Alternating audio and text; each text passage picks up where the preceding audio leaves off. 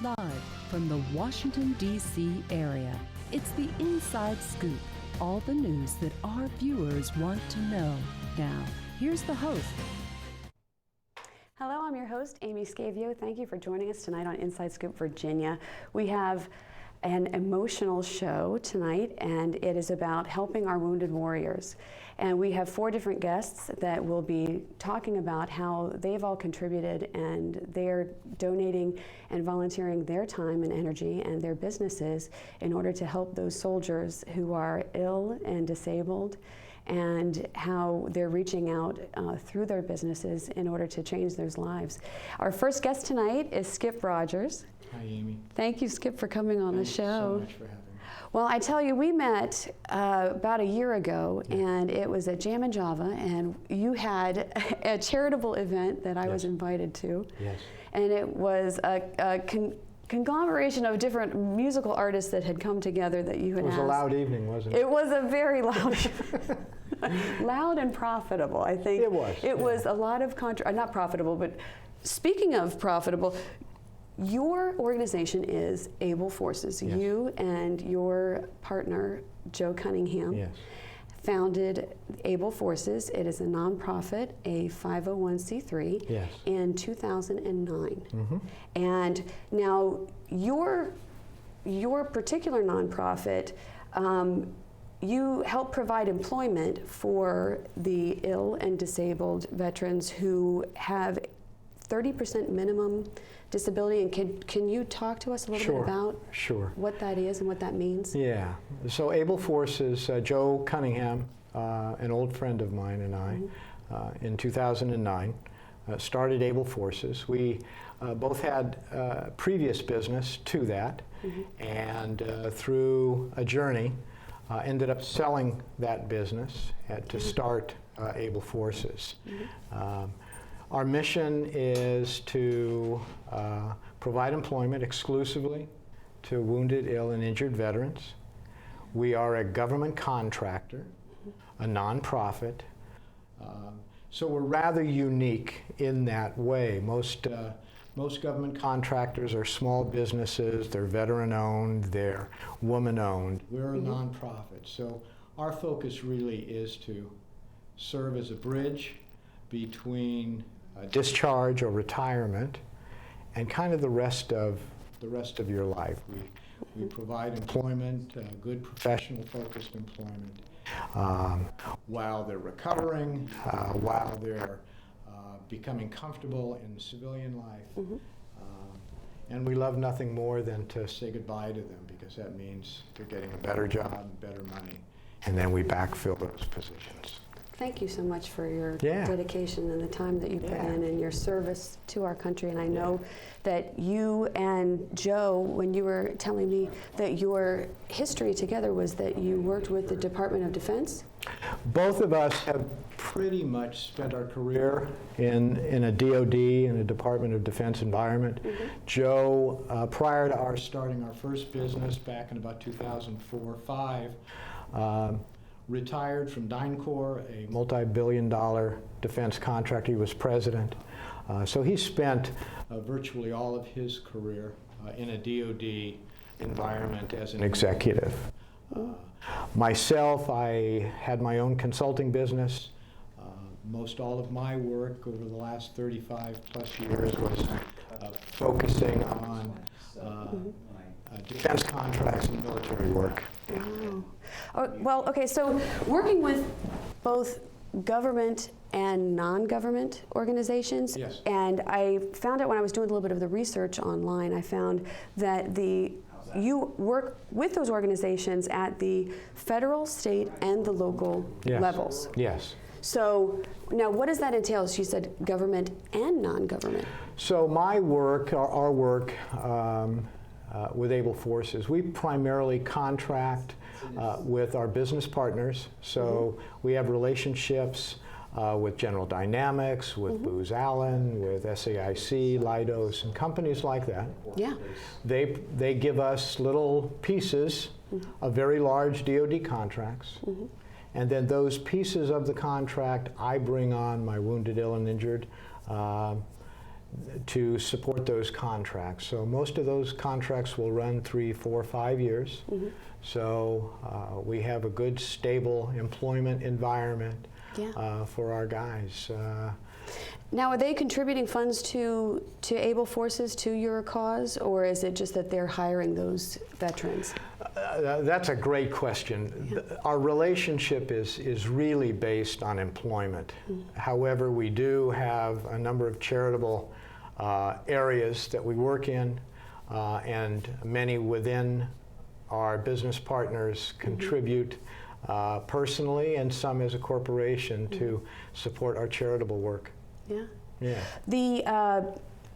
Tell us why did you start Able Forces? That's another great question.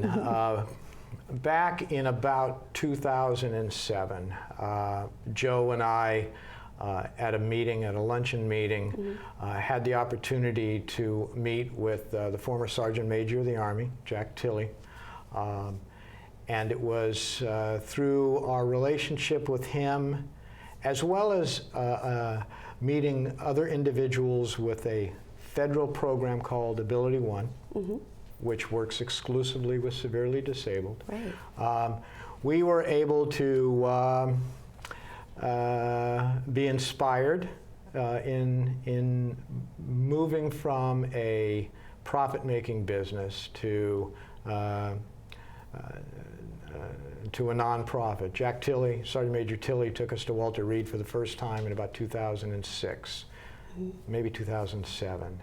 And it was my opportunity to connect with some young warriors that were pretty beat up. And for both Joe and I, it was an emotional and a life-changing experience. It was at that point where Joe and I decided this is something I think that that each of us would like to pursue. And so through a number of changes in our own personal life, we were able to sell the company, the profit-making business, started the nonprofit. Right. Much of Able Forces has been self-funded. Joe and I have, and we feel very proud about that, that it means a lot to us to be able to kind of give back. And so that's kind of how it evolved. With a lunch with a couple of folks that led into the establishment of a wonderful business. Now, since you're placing these veterans, these wounded warriors, in working positions so that you guarantee that they can take in a salary and that they're doing those jobs. Yes. So now, why was it that you wanted to make sure that they were working? You know, I think if you look at anyone's feelings about themselves, their own motivation and drive, one of the keys is to feel like they're producing, being productive. These folks are coming out of the military, and each one of them has made significant contributions. And coming out of the military being a little bit beat up, and I say that very affectionately, and having difficulties with getting employment, there was nothing that we could provide them that would be more meaningful to them and more meaningful to their families than to give them a job, a sense of worth, a sense of direction, a sense of purpose. And so all of that is kind of rolled into our focus in Able Forces, giving them a sense of being able to contribute, continue to contribute. Okay, so there are some charitable activities that you do, and I want you to touch on some of those. Sure. And I know that the benefit that I came to there, that Jam and Java was, and it had something to do with Christmas. Yeah. So it started off about 2010, not even a year after we started the company. We began to realize that a lot of these folks, a lot of the warriors we were working with, were in significant financial stress. So knowing that, we went out to our business community and said, hey, we're going to start a crisis fund. If you can contribute to that fund, every dollar you contribute will go to support a family in crisis. We use veteran and warrior advocates who substantiate the fact that these folks are in need, and we provide money to them. Things for food, for transportation costs, and so forth. Now you have an Adopt a Warrior for Christmas program, and you also have a Flight to the North Pole. And Adopt a Warrior, well, that came as a result of an Army, a good friend of ours, active duty Army. We went to the business community and said, hey, we've got a lot of warriors out there that can't take care of their families, and children need presents for Christmas. Can you help us? And we have been overwhelmed. We started that program wanting to adopt one family from each of the 5 military services. That first year, 3 years ago, we were able to adopt over 40 families with their children. This last year, we adopted a little over 50 families. We took care of an additional 350 families, taking care of their children with gifts. All of that from our community, from our friends, from our outreach to our Facebook and through our website. So how do they get in contact with you if they want to get involved or they want to make a donation, or we have? ableforces.org is our website. Please go to the website, see what we do. I really want to reach out to our wounded, ill, and injured community. Go to that website. You will see an employment tab. I am currently recruiting for over 35 jobs, 35 fully funded, ready to go. Look at those jobs, send me a resume, and give me a call.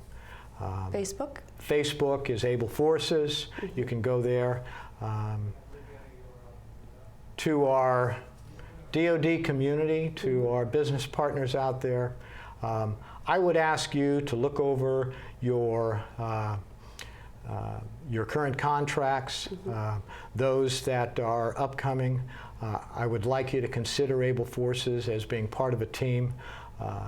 Every job you give me is a job that changes not only a warrior's life, but the lives of his entire family. So I would ask you to consider that as well. Consider Able Forces as a partner as you pursue your DoD work. Well, you are an angel in what you do, and Joe, and the time and the lives that you've contributed, to help them. And we're going into commercial, so please don't go away. Stay tuned for our next guest. Too many women get hit by their boyfriends and husbands. Too many women are pressured into having unprotected sex. Half of the people in the world living with AIDS are women. It doesn't have to be this way. Together, we can change this reality. Let's strive for a world free of violence.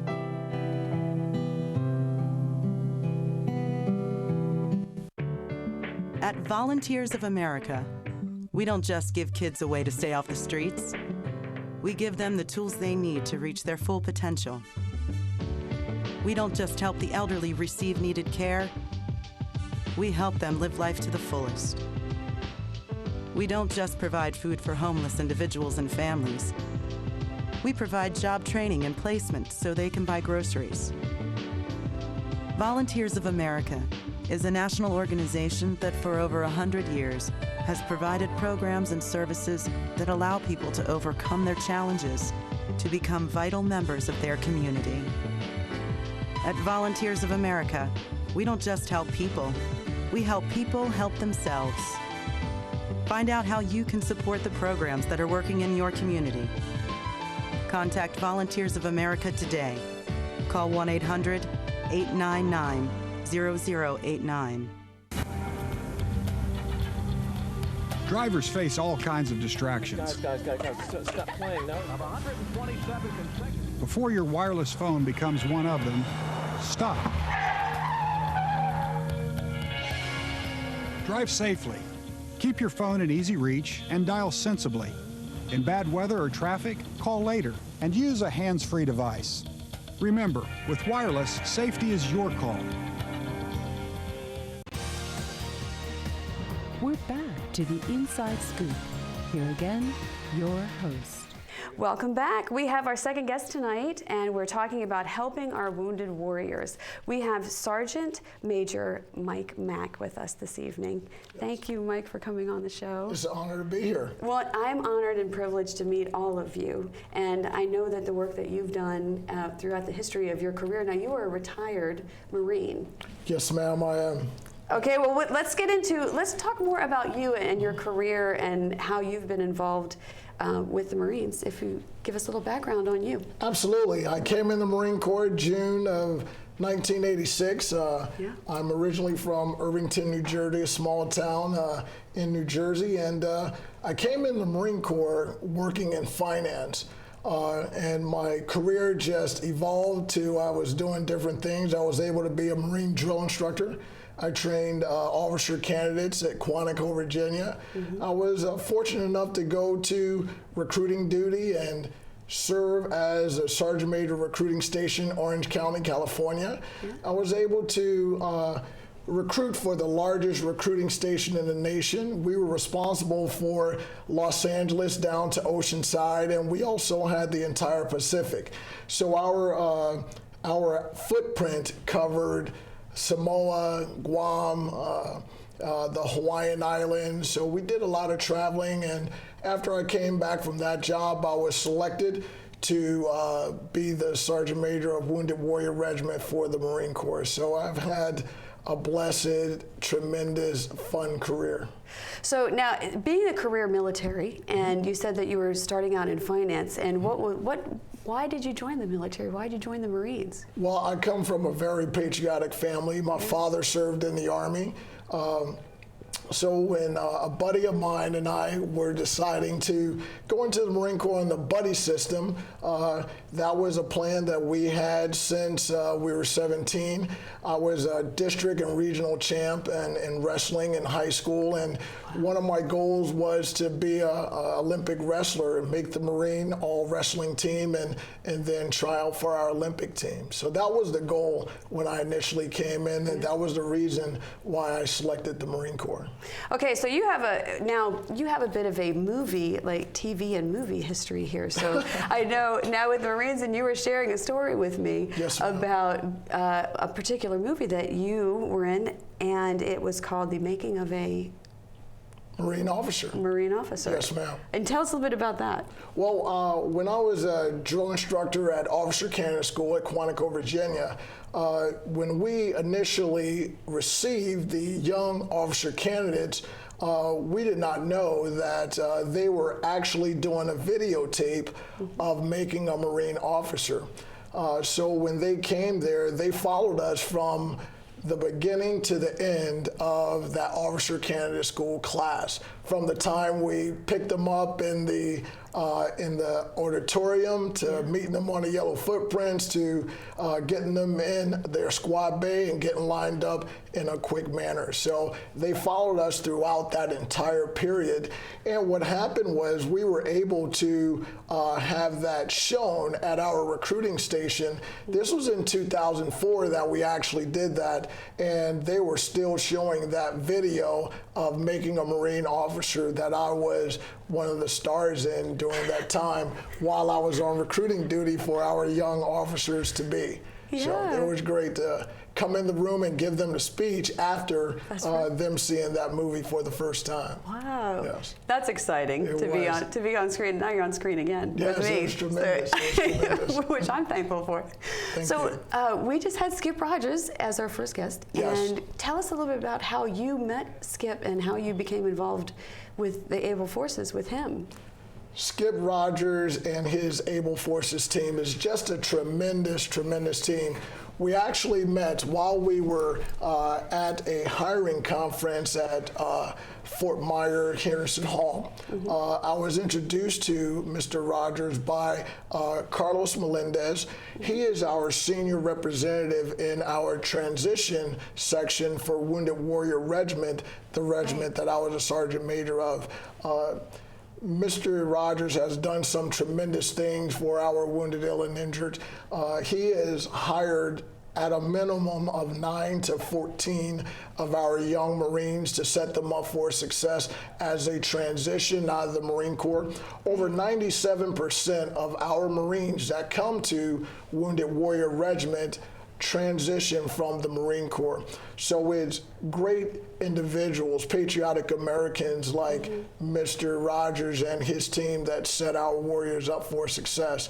So from the time that I met him, it has been a positive experience for me as a regimental sergeant major, and being able to thank him and his team for allowing us to work with them to set our Marines and their families up for success. Now, can you give us a little bit more of a background on the Wounded Warriors Regiment and how you were involved, and maybe some of the stories, if you could share some of that with us, how they go through, well, I'll let you tell about that. I'm like jumping to the end about the transition. Absolutely. But what is the Wounded Warriors Regiment? What is the mission of Wounded Warrior Regiment is to care for our wounded, ill, and injured Marines and sailors that serve with Marine organizations. If a Marine is injured in training, say they're in an accident while they're training, they're shot or wounded in combat, if they have a motorcycle accident, it is a notice that's sent to our regiment to tell us and inform us of a Marine or sailor connected with the Marine organization that was injured. At that time, we will have a daily meeting at 0800 to establish what would be the best medical care at what medical treatment facility in the world for that individual. We have 2 battalions. One battalion is at Camp Pendleton, California. The other one's at Camp Lejeune, North Carolina. We have 12 different detachments around the world. Longstill, Germany, Hawaii, Bethesda, Walter Reed, Balboa in California, just to name a few. So when that message comes in, we look at what the injuries are for that individual and what treatment facility would best set that Marine or that sailor up for success, and we ensure that individual gets there. Once they're there, we join them to one of the 2 battalions, and they will fall under the regimental headquarters as well. While they're there, we focus on their mind, body, and their spirit and their family to get them set up for success as they transition and recover. The regiment has been in existence since 2007. The 1st battalion was at Camp Lejeune, North Carolina, and the 2nd battalion was formed at Camp Pendleton, California. Wow. Yes. It's amazing the work that you do and what you've contributed, to their lives, and I know that they impact, our lives, and they protect and serve us and the duty to our country, and I'm just so thankful and privileged to be, part of this and interviewing you all too. I know you're a very decorated Marine, and I was gonna, if it's okay with you, I was gonna read off some of the awards that you've received. Please. And it's the Legion of Merit, which is the Meritorious Service Medal in lieu of the 2nd award. Yes. And so what does that mean in lieu of the 2nd award? It means that I received the award once before, and Yes. I was lucky and blessed enough to receive it again. Okay, so I'm going to read off the rest of these, and now that you've explained that to us, then our viewers will understand when I read the rest of these. Yes, is ma'am. the Navy and Marine Corps Commendation Medal in lieu of the 5th award, Navy and Marine Corps Achievement Medal in lieu of the 2nd award, a Marine Corps Good Conduct Medal in lieu of 8th award, Yes. the National Defense Medal in lieu of a 2nd award, the Sea Service Deployment Ribbon in lieu of 3rd award. Now, you had the Iraqi campaign, Afghanistan campaign, NATO ISAF Afghanistan, and the Drill Instructor Ribbon. Yes. What are those? What kind of awards are those? The Drill Instructor Ribbon was for Macon Marine officers and Macon Marine recruits at San Diego, California, where I was stationed. The Iraqi campaign medal was for my deployment to Iraq in 2007, and the OEF Afghanistan deployment ribbon is for our service in Afghanistan. And I was lucky enough to be a part of a great network of Marines and sailors in all different branches of services that serve together. And one of the things that people may not see as much in the States as they see in combat is how our forces work together so well. Army, Navy, Air Force, Marines, Coast Guards, they work well together as one unified team to support and defend the Constitution against all enemies, foreign and domestic. From my own experience, I've never been in the military myself, Yes. but my father was in the Army. My nephew is a major in the Army, and he's getting ready to Awesome. go on his 5th deployment.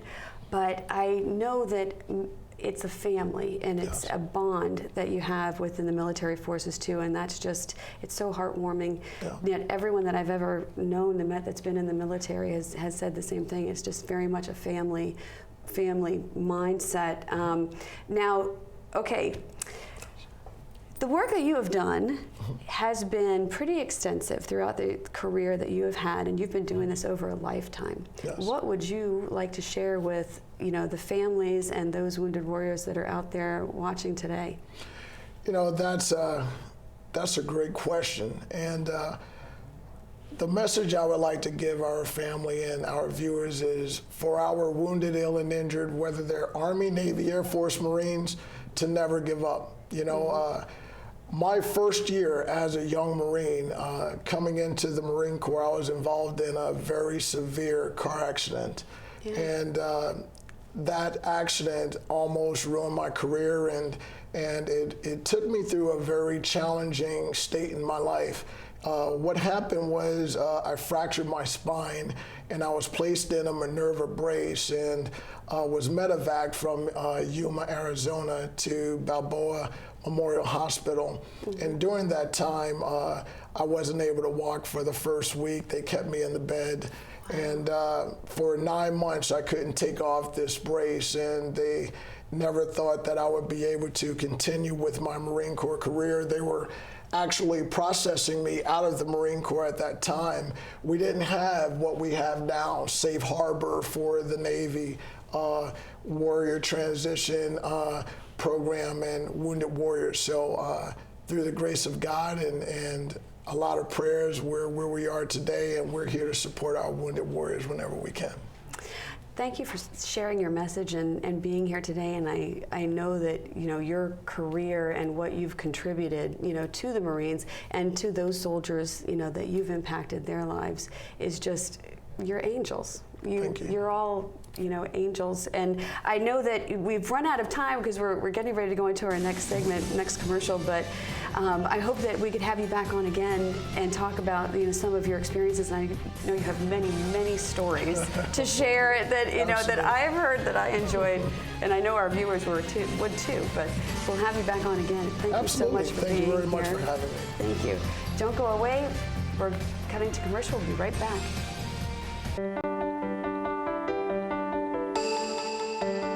I helped turn my child's public school into a whole new kind of school.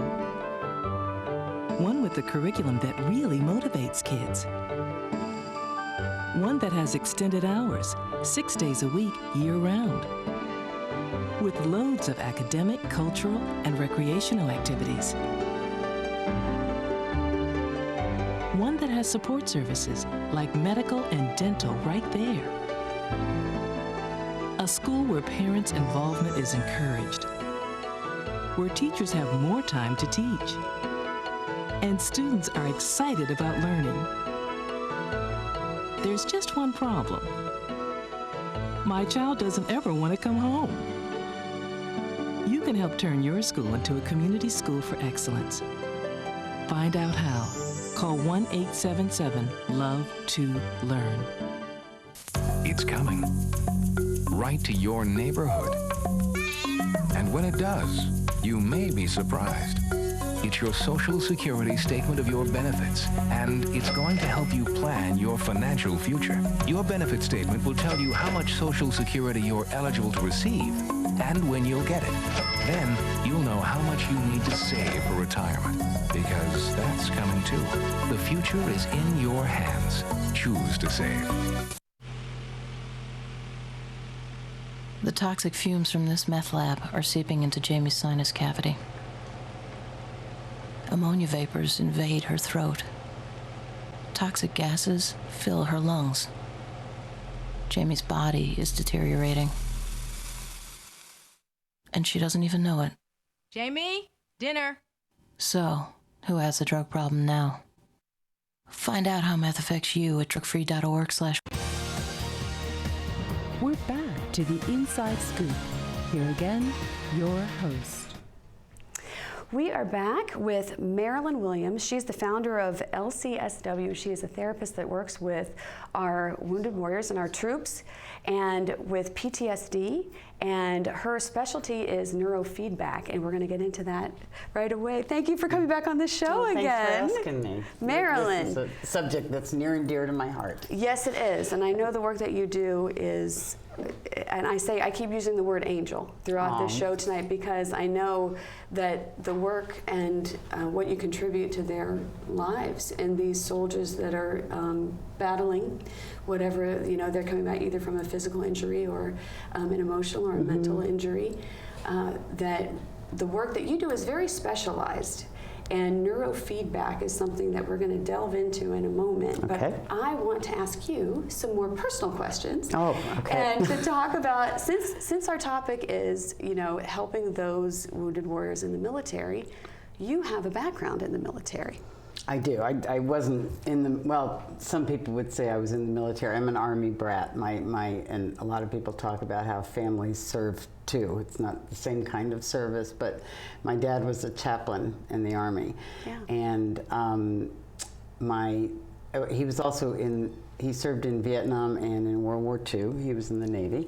And then my sister was in the Navy. She's a Navy nurse and now a doctor.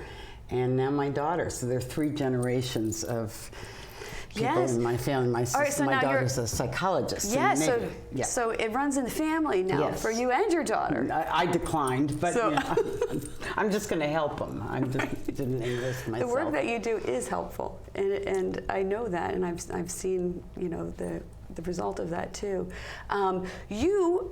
The ill and disabled veterans that you're working with, can you give us a little bit more about now your practice? You have a private practice now. Right. And this is really sort of a work in progress. Like about 4 years ago, I was at a conference, a training for neurofeedback, and I've been offering it in my practice to adults who were traumatized as children. And when I went to the conference, there was a presentation by a group out in San Diego that was offering neurofeedback on a nonprofit basis to wounded warriors. So I got involved with them about 4 years ago with the idea of setting up a nonprofit to try to get the services to our vets. Yeah. And now it's come around to, instead of starting a nonprofit, I'm in the process of networking and sort of wanting to join forces with other nonprofits that serve wounded warriors to try to have them help me get neurofeedback to the vets. So now, even though we've already talked about this before, could you give a little brief definition of what neurofeedback is? Yes, neurofeedback is actually biofeedback for the brain. And the kind of neurofeedback that I offer is state-of-the-art now. Neurofeedback's been around for a long time, but what makes what we have the state-of-the-art special now is that it doesn't require a lot of diagnosis. It doesn't require a lot of brain mapping and that sort of thing for people to get help. And so basically it's feedback to the brain that gives the brain information that it can use to become more resilient and flexible. It's fascinating. Okay. It really is fascinating. So now you brought a video with you today. I did. This is it's a short video. It's got two of our Marines on there who were helped by neurofeedback. They each had about 20 sessions of neurofeedback, neurooptimal neurofeedback, and this is just a couple minutes of them talking about how they've changed, how it helped them. Okay, well thanks for giving us a lead in, and we'll watch the video. I wasn't dreaming as much as Iraq as before. And now I'm actually sleeping through the night, except for when my son wakes me up. And I wake up and I feel like I've actually slept. What I really saw about it was I was calmer. Like with the pressure, I take it one step at a time. Optimal neurofeedback training increases mental functioning and performance. This builds confidence. I used to be very quiet, very withdrawn, didn't believe in myself or what I could do. And now I know that I can do things. I go into a task and the only thing I think of is I can complete this, this is what I have to do, and I'm confident that it'll get done in the way it needs to get done. Everything that I do as far as sports and the rifle range was more centered focus. I had a clear mind on my head every time I had a chance to do it. Actually went to the rifle range just recently after the 20 sessions, and I went from a sharpshooter to an expert in an M16, which I never did in my entire time I was in the Marines. Which was about 7 years? 8 years. 8 years. Yes. My confidence, my happiness, the efficiency of my work, and the quality of my sleep have all improved. Talking about these soldiers and hearing their stories and how it's been helping them with that neurofeedback, what can you tell us about the programs and what you're doing right now with those soldiers?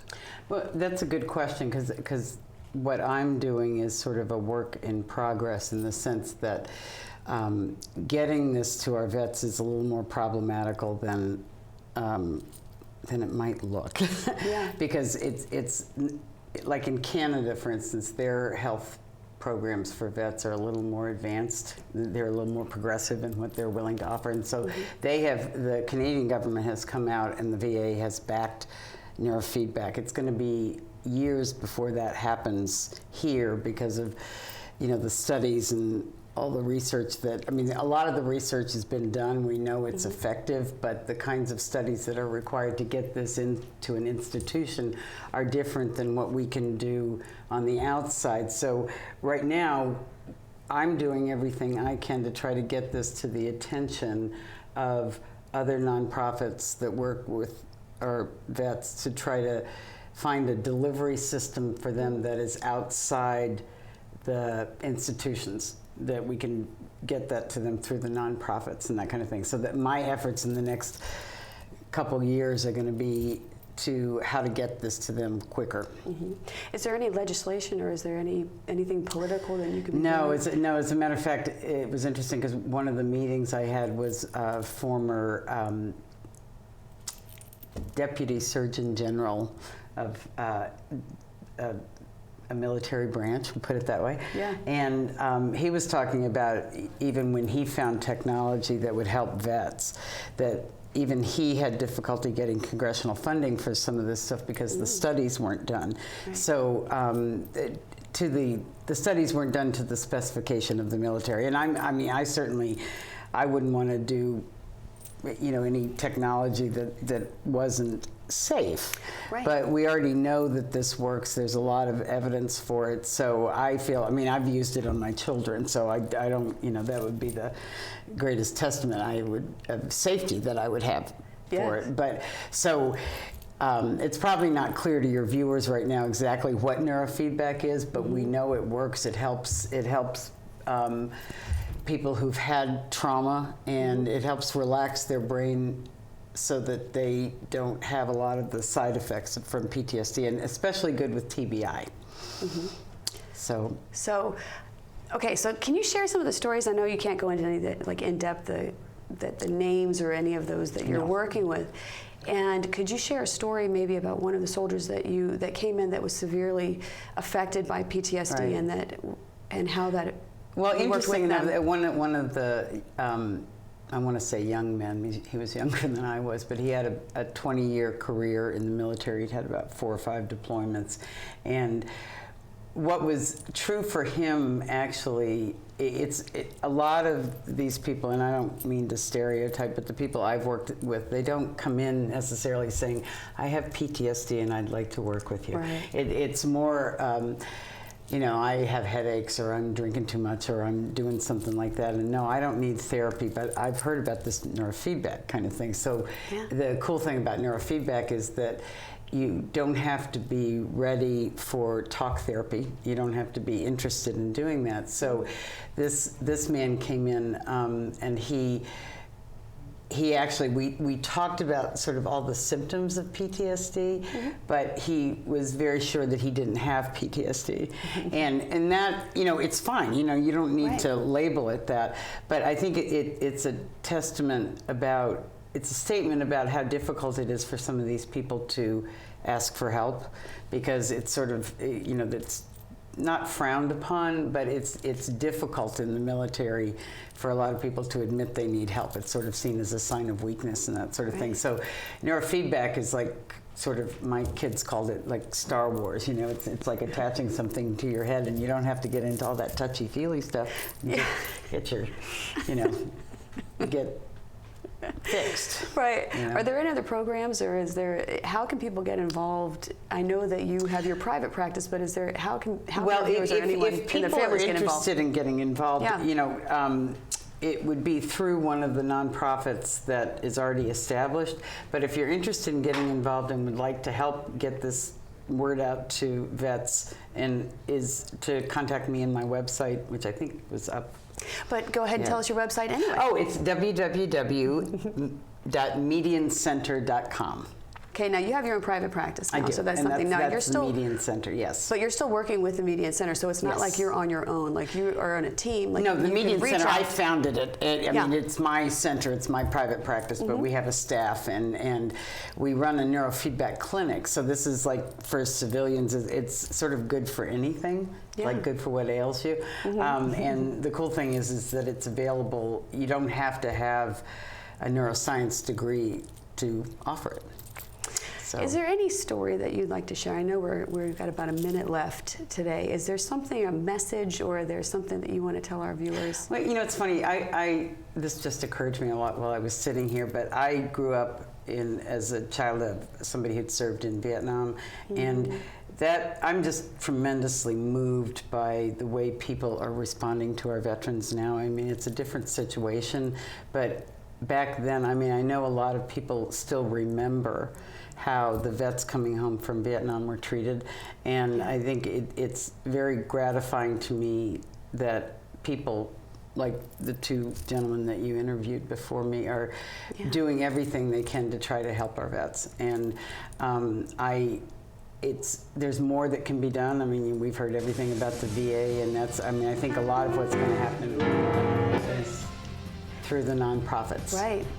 So I tell you, I know the work you do. You're an angel, and I say it all throughout the show tonight too. And I'm humbled, and I'm trying to help in the ways that I can. I know other people are wanting to help too. I think you do a lot too by spreading the word. So you know, yes. Anyway, thank Don't you for go doing away. what you do. Okay. We'll be right back. That was okay. There's more than just books at the library.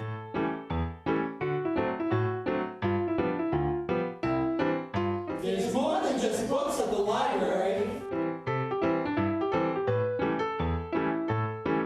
Excuse me. There's more than just books at the library.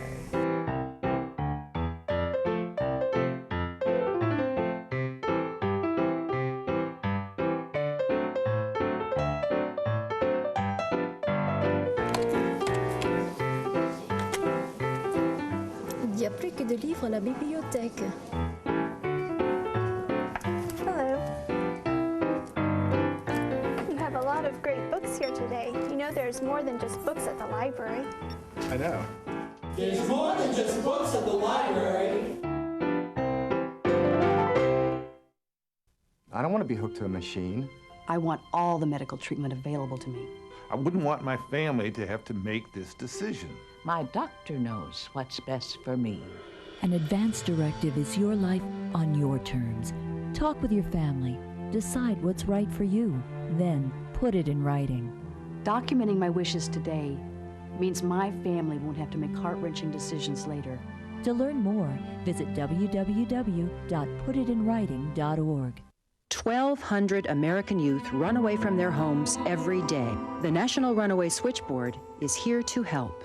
1-800-RUNAWAY. If you are a runaway, thinking about running away from home, or a parent or guardian concerned about issues facing your child, call us 24 hours a day. 1-800-RUNAWAY. In times of crisis, hope is just a phone call away. 1-800. We're back to the Inside Scoop. Here again, your hosts. Well, we're at our fourth segment and our final guest tonight, Martin Cervantez, and he is actually a friend of mine now. We met at a conference, and I just interviewed him for one of my other shows on HCTV, Arts with Amy.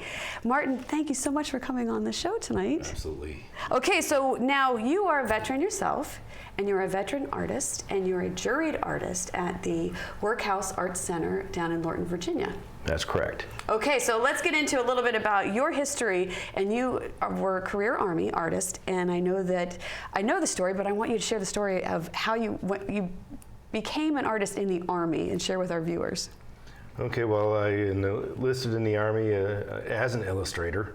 I was considering art school, but I thought I wasn't quite ready for it, and a recruiter approached me. And the conversation went, and he said, "Hey, we have an illustrator job," and I was sort of hooked. And so I did 29 years as an artist. I served in numerous positions to include graphic shops, and I was a combat photographer for 2 years in 55th Signal Combat Camera, and I was a human resources career advisor for our creative fields, photographers, graphic artists, and such. And then my most premier position was at the Center for Military History as their artist in residence. So to start off as just an illustrator and then end up as the Army's artist in residence was a tremendous career cap, I suppose. What an honor. I mean, that's a coveted position, I'm sure. Absolutely. They only have one at a time. Yeah. And I was there for 4 years. I deployed to Afghanistan twice to document my experiences in the field. Now, we brought a picture along, which we're going to put up on the screen here. And this you painted for the Army, and it's called A Huge Responsibility. That's correct. And now this particular painting you did was in oils, or was it in? Oils. It was in oils.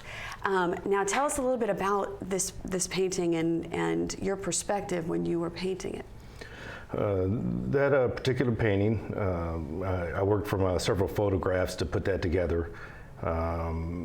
I was in the room, and you can see in the painting that there's two guard figures to the left and right. Well, there's a young lieutenant speaking to the police chief there, the Afghan National Police Chief in the city of Khost, and I've seen field grade officers do that, majors, lieutenant colonels and such, coordinate efforts in their areas of responsibility, and here's a second lieutenant out there doing the same thing.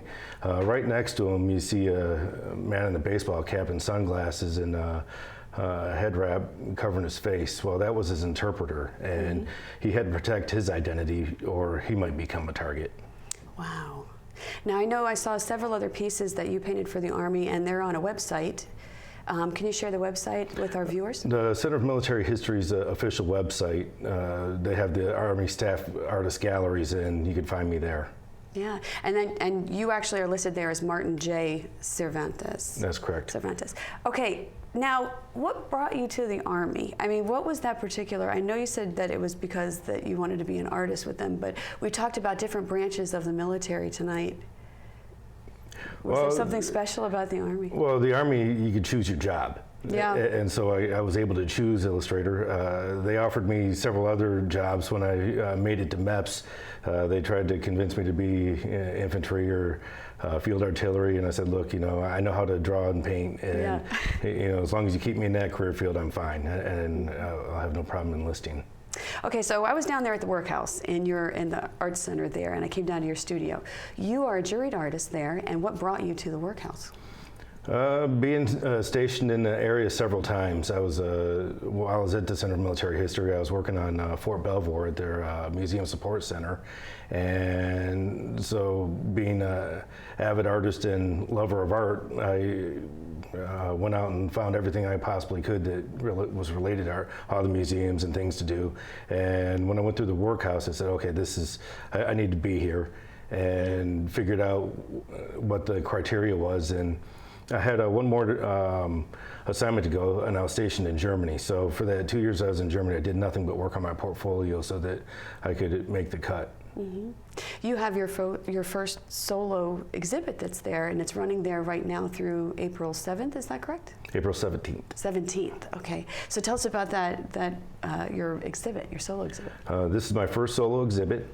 I retired last July, and so, within a year, I'm already having a solo exhibit, and it's due largely in part because I'm the veteran artist in residence there as well. So I work with other veteran arts programs.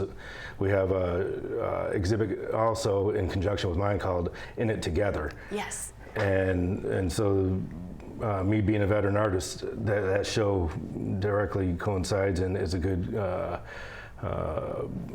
partnership for that program. Mm-hmm. That's in Building 16. And I came down with my sister, who's a producer on my other show, and we got to walk around the grounds there, and it was very interesting, the architecture, and it's just, it's kind of stunning to see the brickwork. And but to be in the buildings, now they're in Building 16, where your solo exhibit is, they're still actually putting that other exhibit together.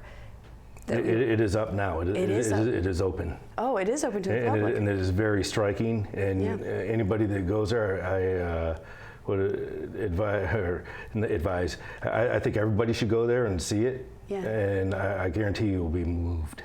I was very moved. Now, when we walked down Warriors Way, if you could get into a little bit of the detail about that particular program, and I know you've worked with those veterans that have been involved, if you could inform our viewers. Warrior Way started as a result of some of the workshops that we do there, the Warrior Writers, the combat paper, and our poetry readings that we do in conjunction with that. I talked to the presenters of that and said, hey, instead of putting that artwork up for one night and taking it back down, why don't we leave it up? And that's sort of how Warrior Way ended up becoming my baby. I curate that hallway exhibit. It's a very large hallway exhibit. We have currently a combat paper exhibit up. Now, the paper that is used on Warrior Way, I was told by Brett Johnson, the director, that it was recycled uniforms? That's correct. Combat paper started, I believe, by a Marine who got out of service. He already was a paper maker and decided to do that with his uniforms. Mm-hmm. So they get cut up, pulped into just a fiber material, and then pulled into sheets of paper. It's really an emotional journey just walking down that hallway. Now, the other program that you were working with, Walter Reed, can you give me a little more information about that and how you were involved? Well, I had a neck surgery, and it really set me back physically and psychologically. So I ended up going through some of their art therapy programs. And during that time, I was able to work again with the Combat Paper and Warrior Writer projects, and found how much it helped me. And now that I'm out of the service, I'm working with them directly and supporting them. Wow. You guys are amazing at what you do. And I know that, like, I talk about the military, and we had mentioned that before, and it's really just the bonding and the family mindset, that it's just, you all are in this together. And I think we're all in it together. And how can our viewers and how can the public become involved through you or through, some of the programs that you're working with? We have our Fourth Fridays under SCAPE. SCAPE's service member community art program and exchange, and it's an opportunity for the rest of the population to come out and see what we're about, what we're doing, what the veterans have to say, and really interact with them during that time and kind of get a clear message of what they're trying to send. Mm-hmm. Now, you have several different exhibits around the workhouse, and outside on the grounds in the, I guess it's a courtyard area that's there in the horseshoe where all the buildings are, there is, you have some artwork.